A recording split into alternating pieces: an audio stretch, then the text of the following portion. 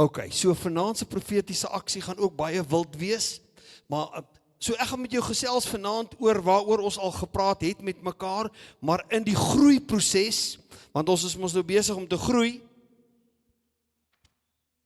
is hierdie die volgende stap. Ons almal word gekonfronteer met gevegte, finansiële gevegte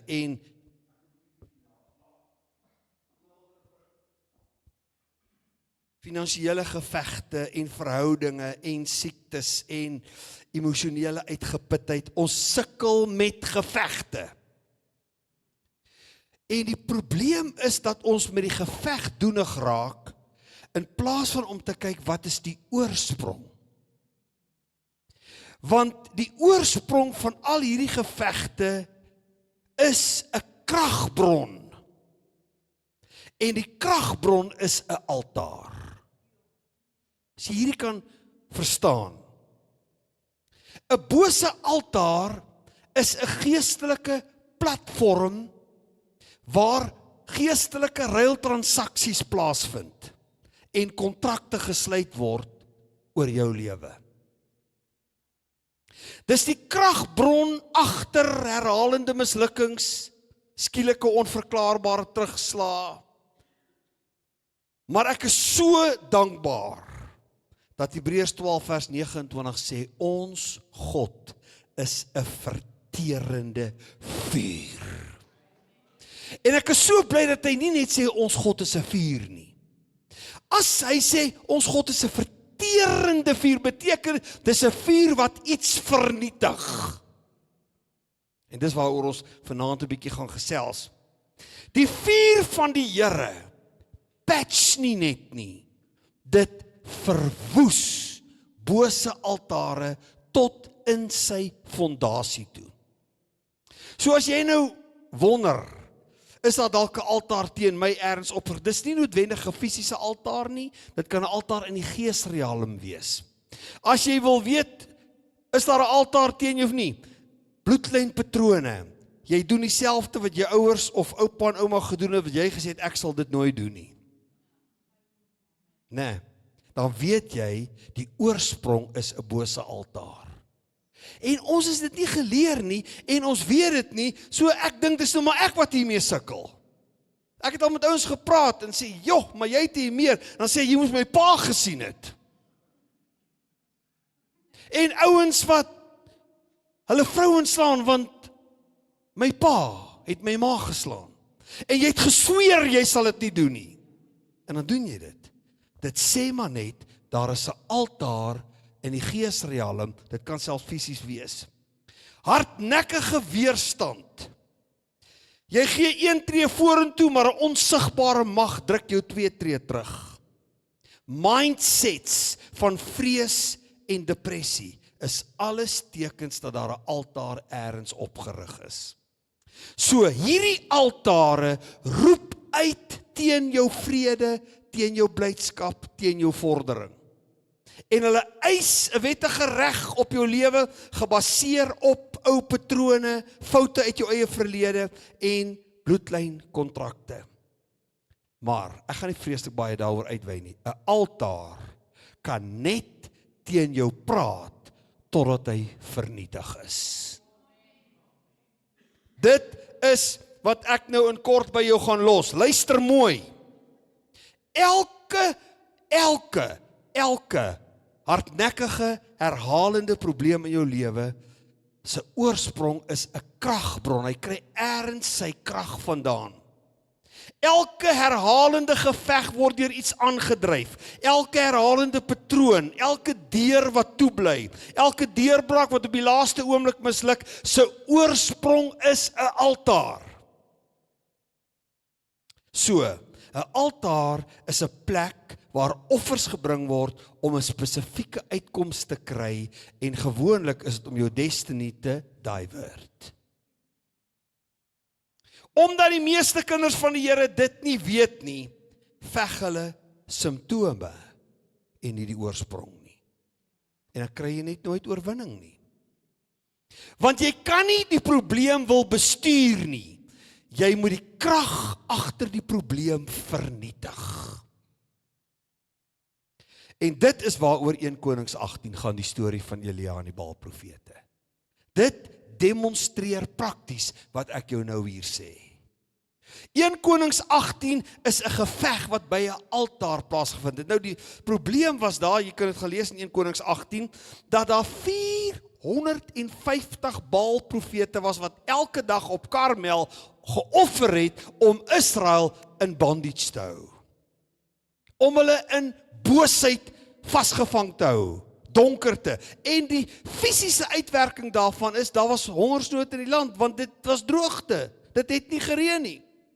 So die land was in 'n krisis en die fisiese uitwerking het eintlik gekom van geestelike rituele van hierdie 450 Baal-profete wie se enigste werk was offer om die volk van die Here vas te hou.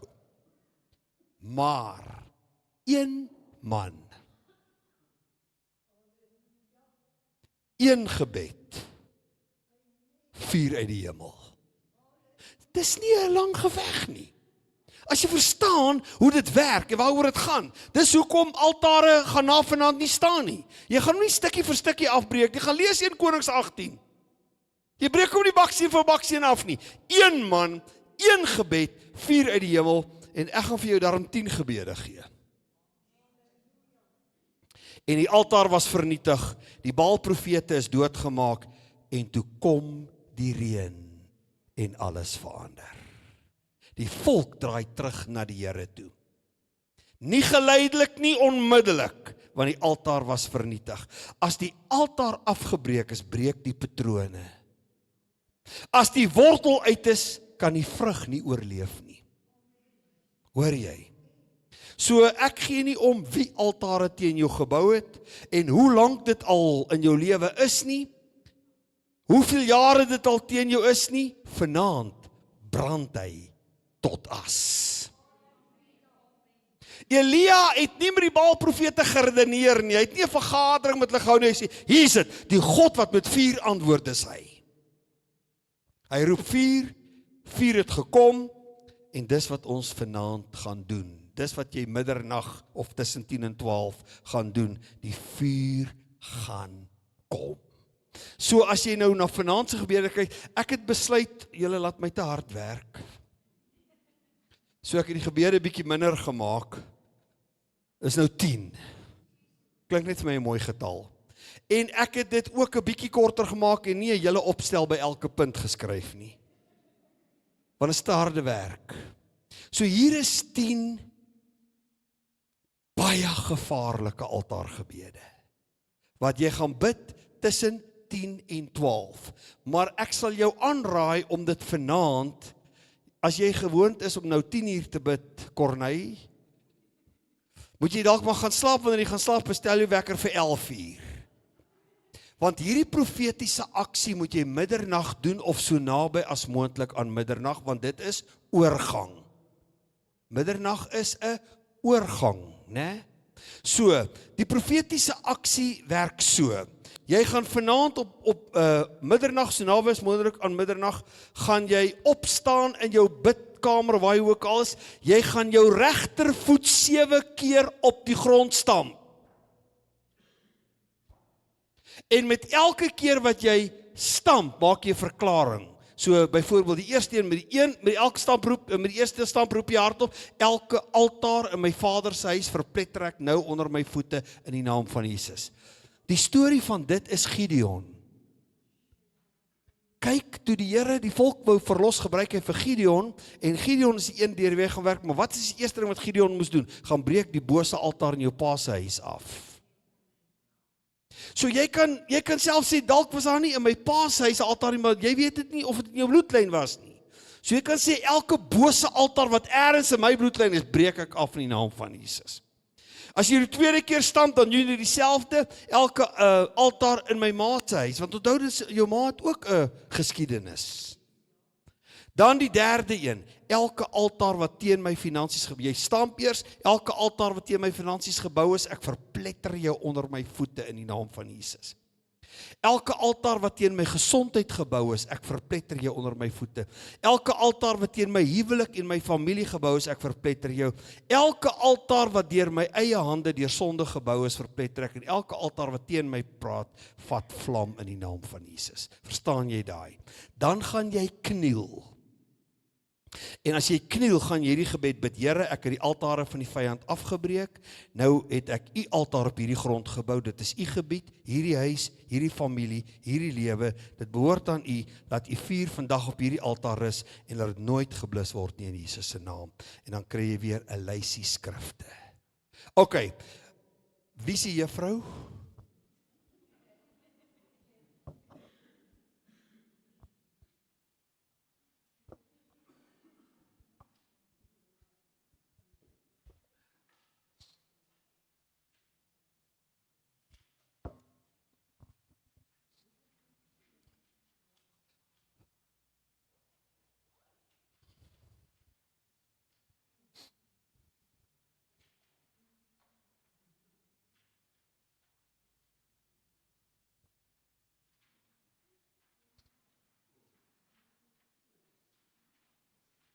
Liefie, jy kan nie 2 vat nie.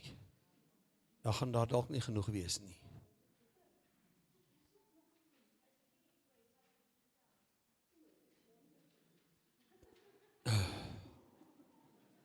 Martie, kan jy so lank vir my weer kom help hierso?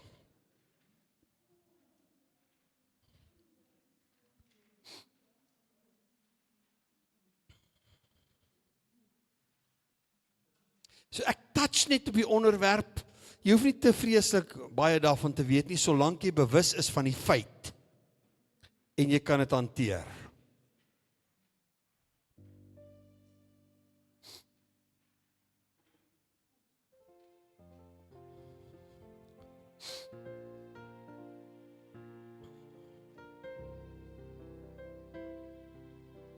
Jy het almal gekry.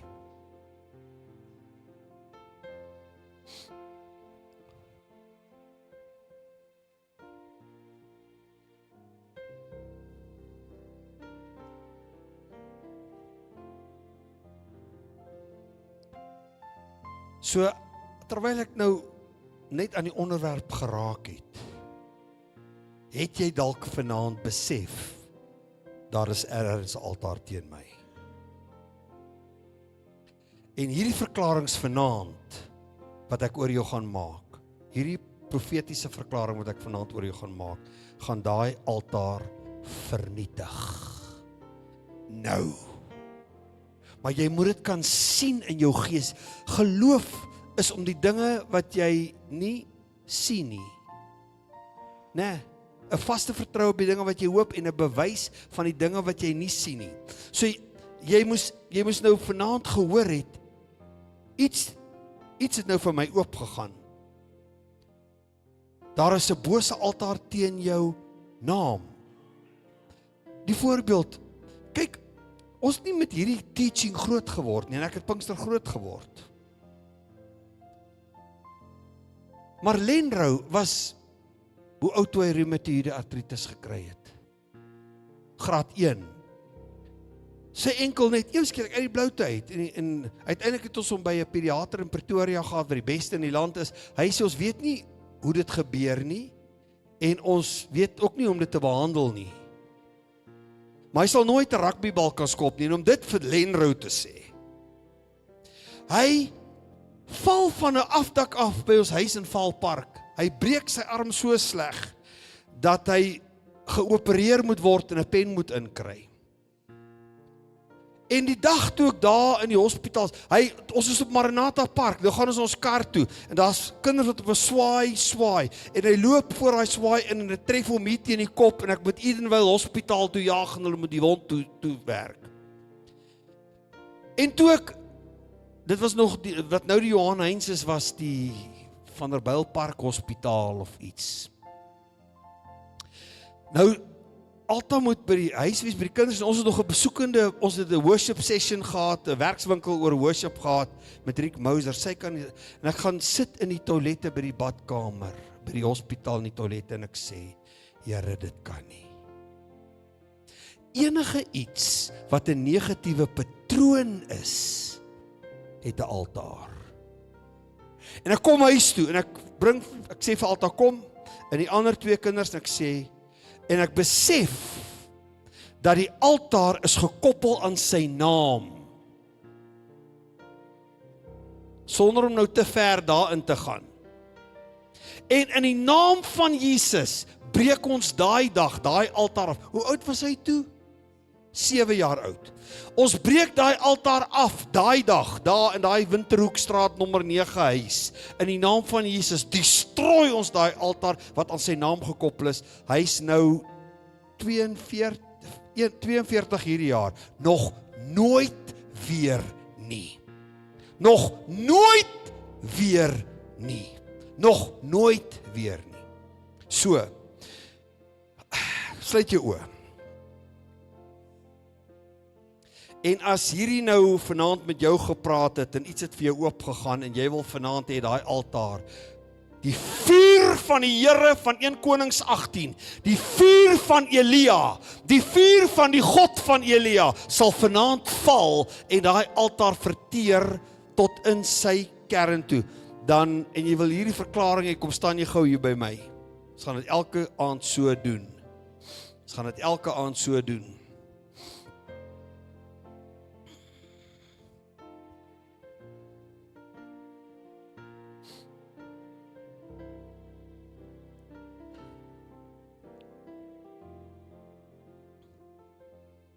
Heilig, heilig, Here God, almagtig, heilig, heilig, ons buig voor die troon. As ons daar kom, buig jy. Heilig, heilig, Here God, almagtig, heilig,